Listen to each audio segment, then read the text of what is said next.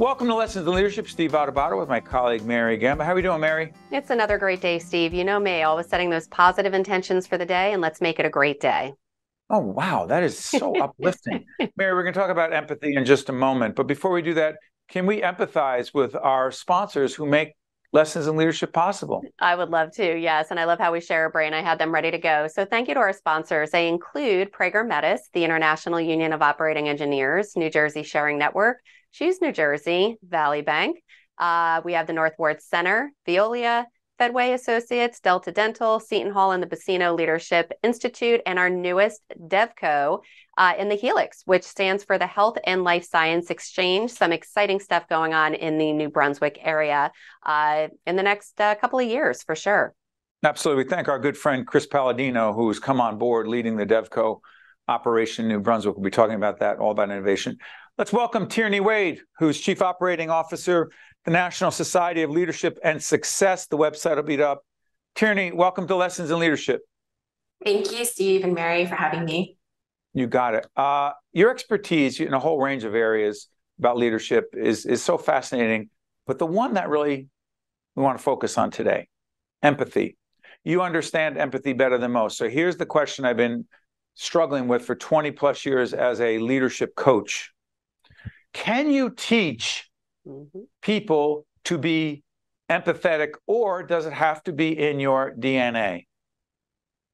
That's a great question. I've read studies and seen studies that suggested that empathy is actually a primitive emotion that we're biologically programmed. So we're born with it. It's the nature that is instilled in us. It's actually called emotional contagion. So it's contagious. It's the ability for us to share another being's emotion. And so that's why sometimes when you're in a room and you see a baby and it hears another baby crying, it too will start crying, right? It's like a contagious emotion. So it's a reflex of shared emotion. So some researchers actually suggest that empathy is hardwired biologically inside of us so that we can take care of our young, right? So increase our odds of our genes continuing. So you are born with empathy, right? It's the emotional contagion.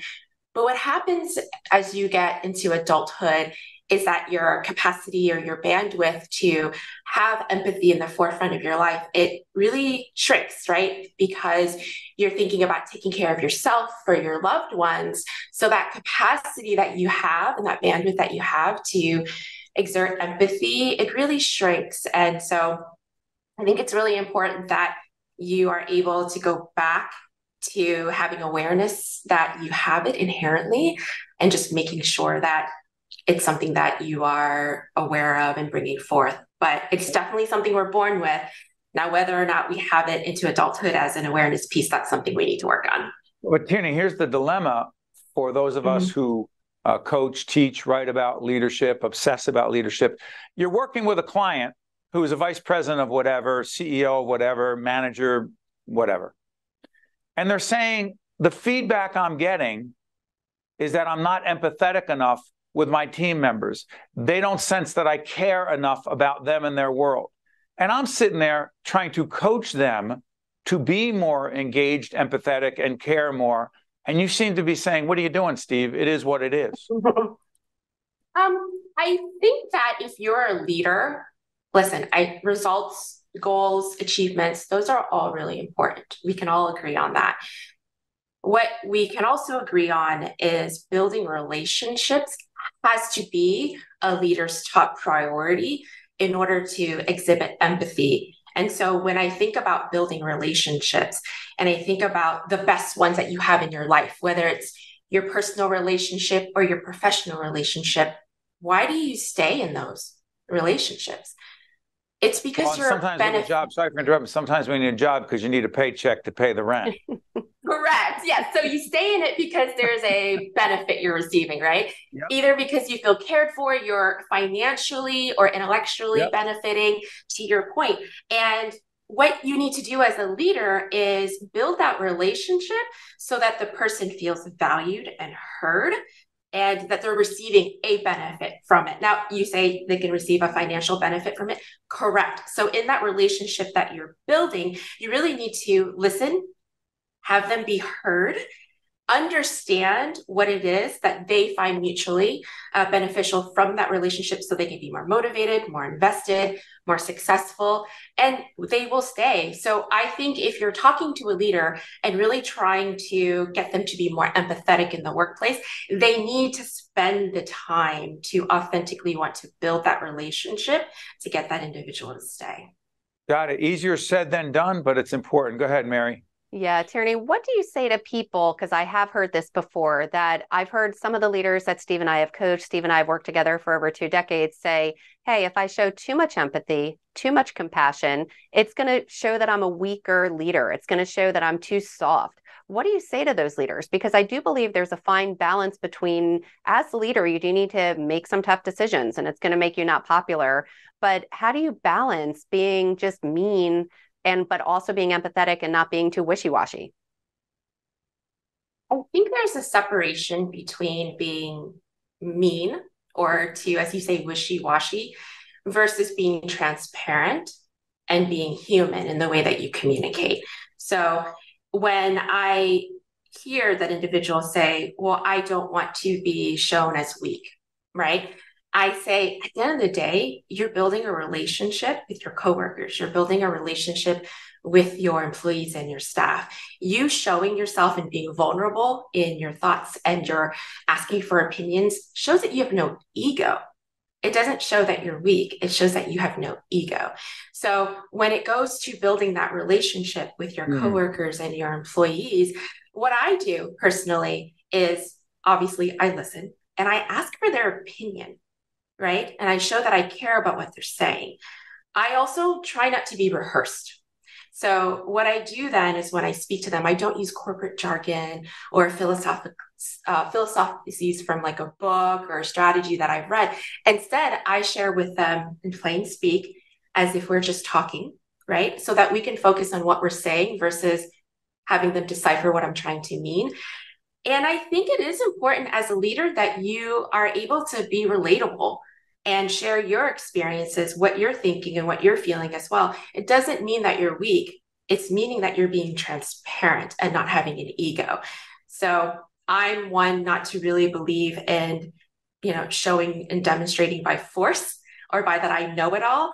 It's more about relating to actually being interested and invested in their thoughts and their feelings. Because at the end of the day, they're the ones who really make the work environment what it is and really grows our company.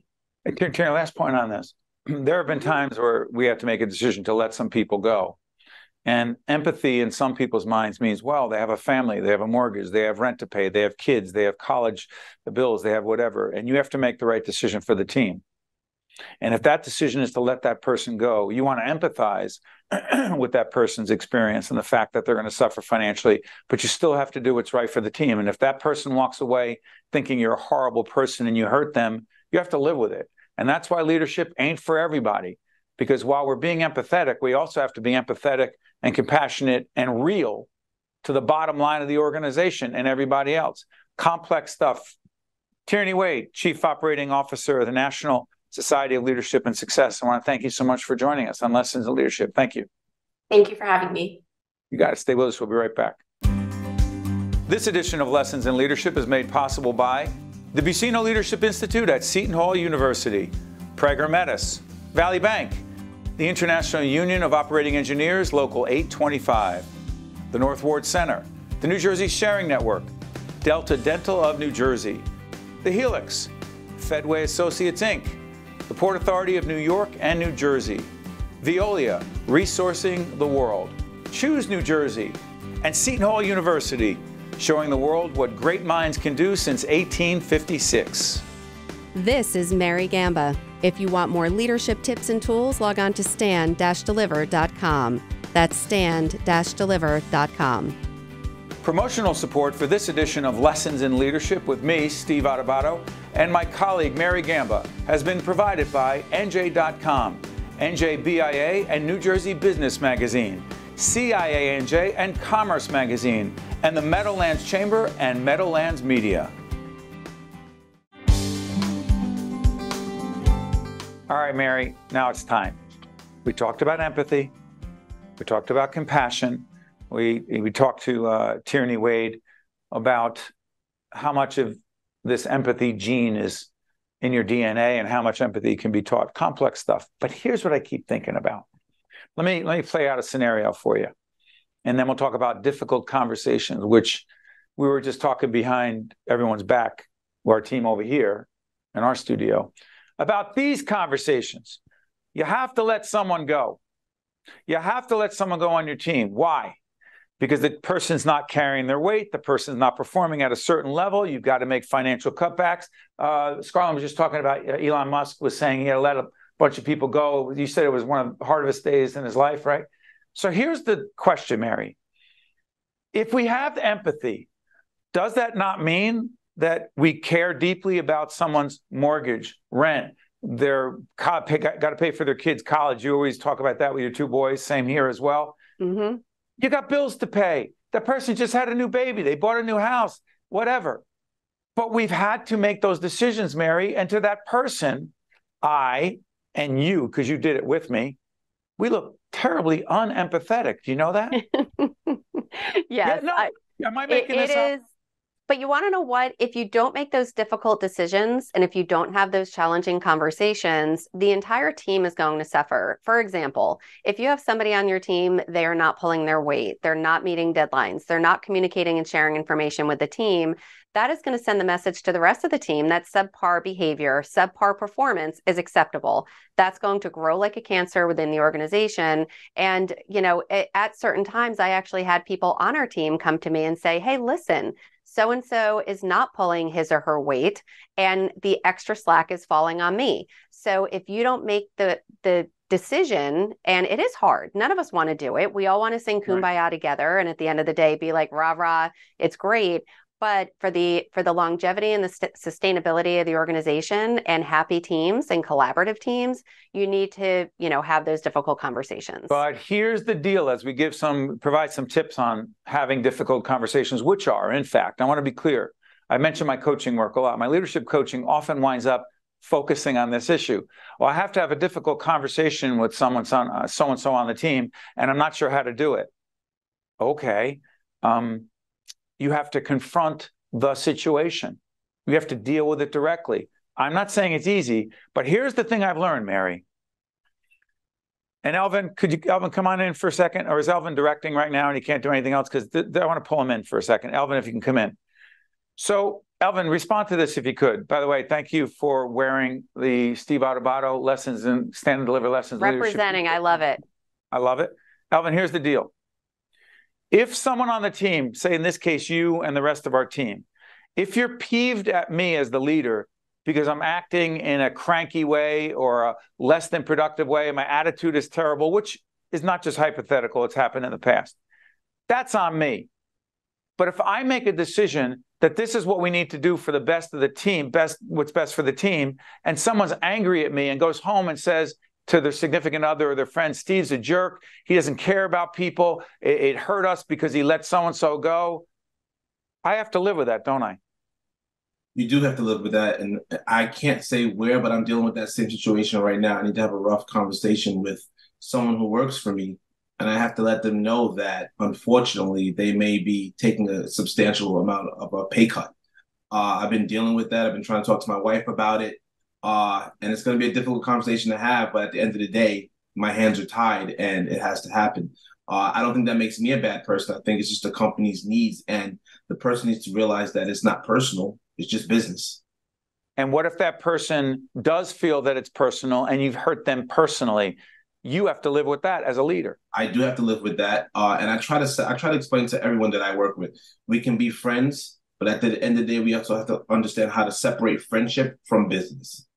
Just because I'm your friend doesn't mean that I don't care about your just because we work together doesn't mean I don't care about your well-being. Sometimes we have to make difficult decisions. And Frank could contest to that because unfortunately during a time, he had Frank Brown, our exceptional audio engineer, coming on as we speak. Go ahead. Yes. At one point in time, I had to give him a tough conversation. It didn't mess up our friendship, but it was just a tough conversation that needed to be had. I don't know though, Elvin. You said it didn't mess up the friendship, yet he's not turning his camera on right now. Hold on. That was as if on cue. Okay, Frank's laughing. Frank, let me ask you this, without going into the specifics of what that conversation was, because it was private, not our business. How hard was it for you to hear your friend and colleague and someone you've mentored, we've talked about this in the past, tell you what he believed as leader you needed to hear? How hard was that for you? I mean, you know, if you understand the situation, once again, business is business, friendship is friendship. Elvin and I became friends through business. So we first were really just working together. So I also knew what was coming down the pike. So him having to deliver that to me and also being a friend, I had to make it easy for him just the same, so that, you know, being mature enough to accept what was coming to me, just so we could get through it. Yeah. But Mary, that's Frank. See, Frank's a mature, solid professional who I've worked with for 30 years. That makes one of us really old, not Frank, me. But I think Frank's the exception, Mary, because when we did it a while back, we did not have that reaction. Fair? Correct. Yeah. But you want to know what? There is a difference between completely letting somebody go and having to have a very challenging conversation that, you know, maybe isn't a complete cut the ties, but is still hard to either the wallet, the bank account, or just morale or ego. But, you know, there is a little bit of a difference there. But yeah, it's never easy. Never, ever easy. All right, John, for Frank and for Elvin and for everybody, Mary, we got some tips and tools. I was just going to say the first and foremost is to empathize, right? So we'll have Sylvester put that on screen. We already talked that. Empathize. You need to empathize with that person and what you're going to say. You need to manage your emotions, right? Like sometimes it is personal, as Elvin was just talking about. You do have that personal side, but you need to manage your emotions. You want to make sure that if you are angry or upset at a situation, don't show it. But also on the flip side, if you're empathizing too much and you're really sad, the worst thing you're going to do is cry as you're letting the person know this difficult to hear news. So you need to keep your stuff together. Stay on that. Yeah. Sorry, I know we're talking about listening before I interrupt you, but let's stay on that. Alvin, you're managing your emotions. Frank is, again, the consummate professional. But if someone on the other end is not only getting emotional, that you're sharing this difficult conversation with difficult news to hear. That's what leaders do very often. But now that person is now saying things about you that are personal, but you did this, and then you're terrible at that, and you're getting paid too much money, and why don't you take some of your fat salary and give it to, it's getting personal. Mary's saying keep your emotions in check. Go ahead, Alvin. You have to keep your emotions in check, because at the end of the day, you are who you are. And me personally, I've always said this, I don't care what people say about me.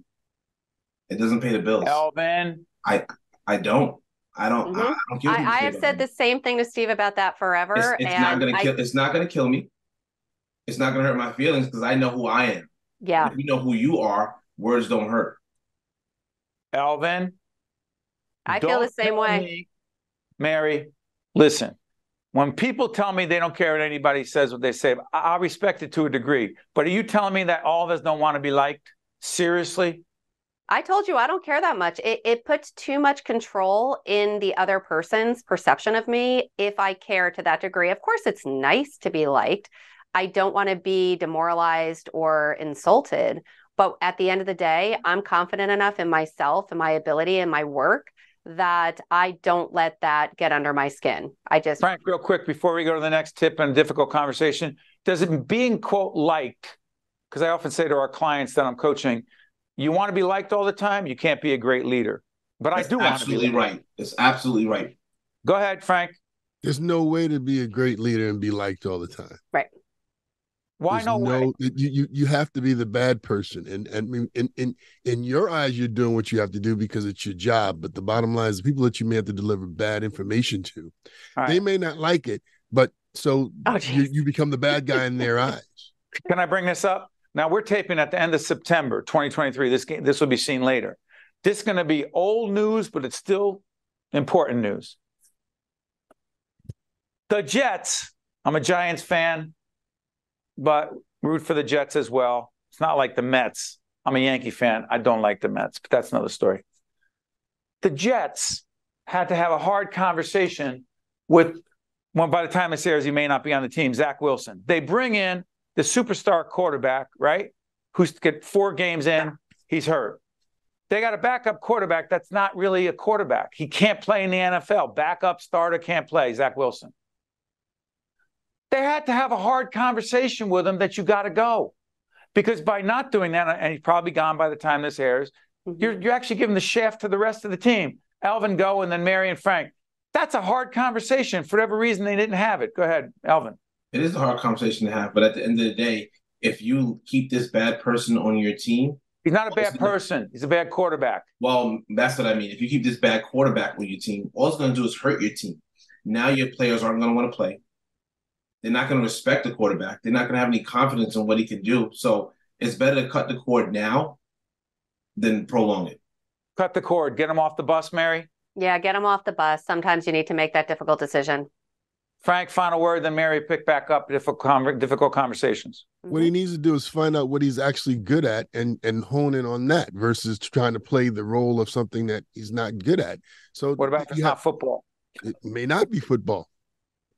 May not be. I'm an audio engineer. I'm not a director. I'm not a producer.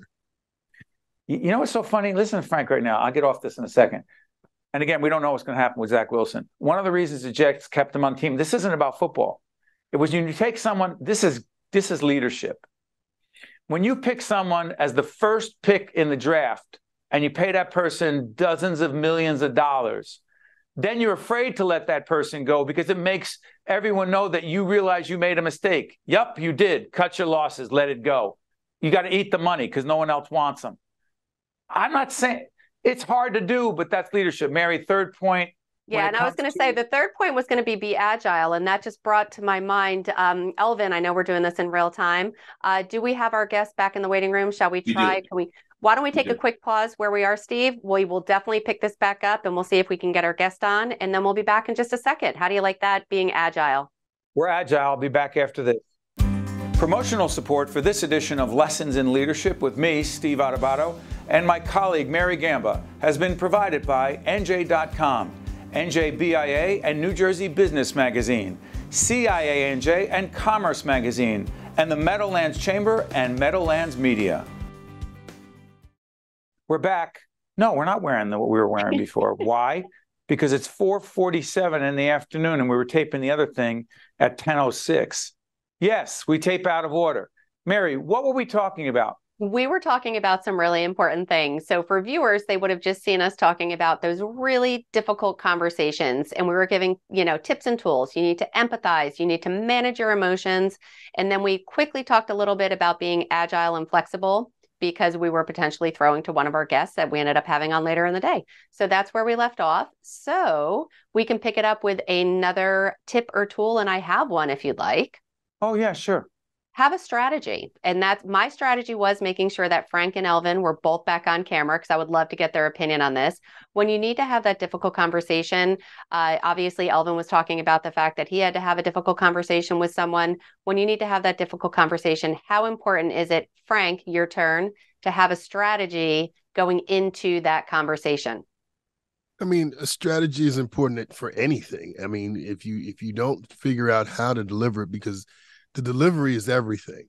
How you present it is everything. And it could be the same message for a bunch of people. So what's important is how you deliver to each person individually. And that, as a good leader, you have to figure that out. That's very important. I like what Frank said, but let me push back a little bit, my friends. As the great leadership philosopher Mike Tyson once said, everybody's got a plan until they get punched in the face. So let me ask. No, wait a minute. You think I made that up, Elvin? You're muted. I've heard that before. Yeah, okay. I didn't say I made it up. All I'm saying is you got a plan. I hear you. You got a strategy. I hear you. Difficult conversations. It goes sideways. You get punched in the face metaphorically, meaning you get pushback you didn't expect. What happened to your plan, Elvin? That's a good question. The plan's out the window, now you're ad-libbing. But for me personally, I try to go over every conversation that I'm going to have with anyone, meaning an employee or a colleague, with my wife. She's my biggest advocate. She works in human resources, is what she does for a living. So I run everything past her, and she comes back to me, well, they may say this, they may say that. So I try to be well prepared, because the one thing I don't want to do is make anyone cry or put myself in a bad situation to say something that I may not have should have said. Okay. So now we're getting down to it. You've never made anybody cry by delivering a hard message in a difficult conversation? Because I know I have. I have not. Only children, meaning my children, but no one in a professional environment. Wait, Elvin, in all truth, have you ever had to let anybody go? I have, actually. I was on a job doing an esports gig, and I had a handheld operator who was just very, very, very lazy. And I was trying to make work. So that's why they didn't cry, because they didn't care. No, he did care. Mary, did you hear the session we did on listening? Sorry. Okay. Go ahead, Alvin. At the end of the day, I had to have that conversation with him, and I tried to have my production manager do it. And he was like, no, if you're going to let him go, it's on you. You got to let him know. So I told him, and I thought he took it okay until I was leaving the building. And as I was leaving with some other coworkers, he approached me and was like, well, please give me another chance. I really need this job. This was a 3-day event. I was planning on that money, and I was like, I'm sorry, the decision was already made. Long story short, I'm glad that I was with other colleagues, because he was ready to have an altercation over me letting him go. Wait, hold on. The Mike Tyson thing just got real. So right. Hold on. You're saying that you actually think that he wouldn't have cried, but he may have gotten physical. Oh, no, he was ready to get physical. But luckily, I was with a group of people that it didn't go that way. Wow. But you got to think about it, Steve. In the freelance industry, when you're on a gig and you're supposed to get 4 days straight and you're fired after the first day, who knows his circumstances? Let me ask you something, Frank. There's a rule that if you get fired, it's not a rule, but I always thought about this because I've been fired so many times from different networks. And when a network says we're going in a different direction, that means they don't want you. I figured that out. Never beg for the job. You believe in that, Frank? Never beg. Absolutely. I won't beg. No, you have to have some self-respect. Your integrity is everything in front of these people. And it also lets them know that, there's a possibility you could circle back and hire me again. So, and they need to know that. But if you go out whining and seem like your self-respect is out the window, the bottom line is, why would I hire this person again?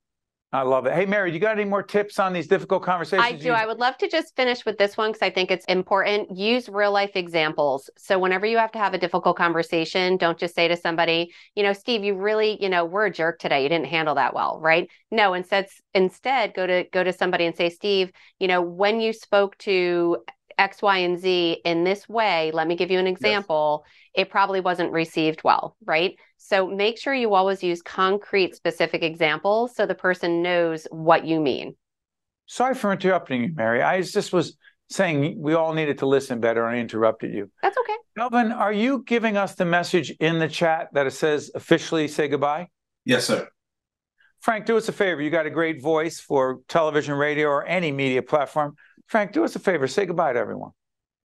Thank you for joining us today on our show, ladies and gentlemen. We want to, I don't know if you need to thank your sponsors or anything, Steve, but at this point, we always want to thank the sponsors, but have a good day. Wow, he was good. See you next time.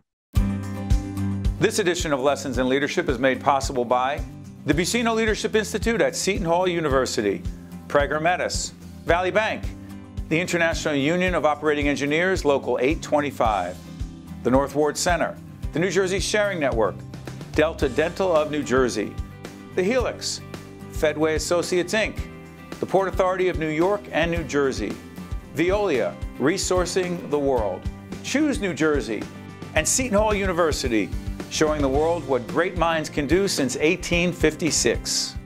This is Mary Gamba. If you want more leadership tips and tools, log on to stand-deliver.com. That's stand-deliver.com.